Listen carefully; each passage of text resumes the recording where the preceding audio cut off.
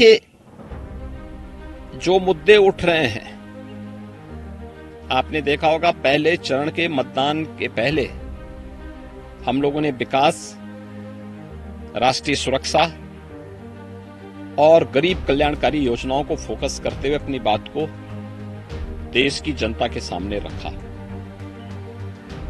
इसी दौरान कांग्रेस का घोषणा पत्र न्याय पत्र के रूप में आया। मुझे तो बड़ी हंसी आती है इनके घोषणा पत्र को देख करके। ये कांग्रेस का न्याय पत्र हो सकता है, लेकिन देश के लिए अन्याय पत्र है। भारत की एकता, अखंडता और संप्रभुता के लिए अन्याय पत्र है।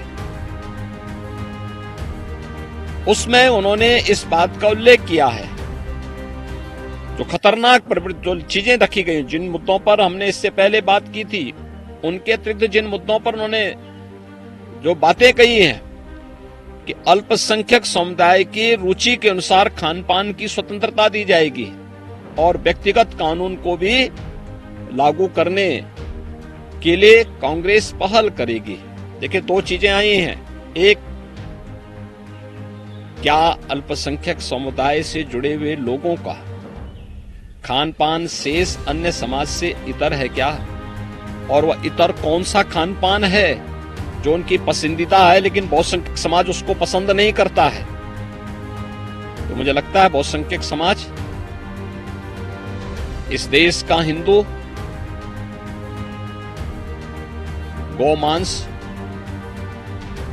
से पूरी तरह परहेज करता है और वह उसके लिए, मुझे लगता है कि गाय उसके लिए मां के समान है।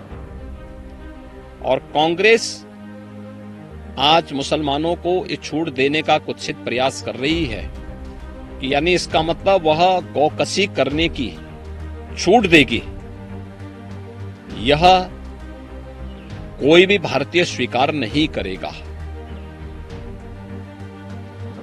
एक जो व्यक्तिगत खान पान की बात कांग्रेस ने कही है, ये इंडी गठबंधन का जो घोषणा पत्र कांग्रेस के द्वारा निकाला गया है, हम पूछना चाहते हैं गठबंधन से जुड़े हुए अन्य दलों से, क्या वे भी कांग्रेस की इस मंशा से के साथ हैं क्या?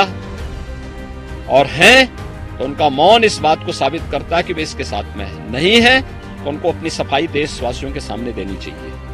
दूसरी बात, व्यक्तिगत कानून की, 3 तलाक की कुप्रथा को मोदी जी के नेतृत्व में भारतीय जनता पार्टी की सरकार ने हमेशा के लिए समाप्त किया।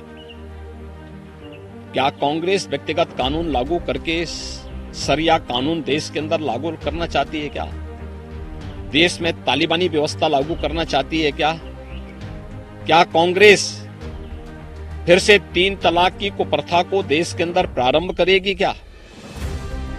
यानी कांग्रेस का यह घोषणा पत्र देश के खिलाफ एक अन्याय पत्र है, देश के साथ एक धोखा है और इससे पूरे देशवासियों को सतर्क होना चाहिए कि अभी सत्ता से कोसों दूर हैं, लेकिन देश के लिए और देश की जनता के प्रति इनका क्या रवैया है, ये यूपीए गवर्नमेंट के दौरान भी हम देख चुके हैं और आज जब सत्ता से कोसों दूर हैं तब भी वे लोग उसी मंशा के साथ कार्य कर रहे हैं।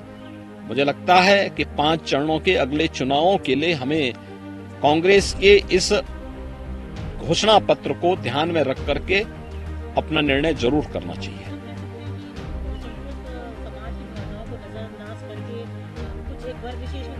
ये धोखा है, देश की आस्था के साथ खिलवाड़ है। इसको कोई भी भारतवासी स्वीकार नहीं करेगा।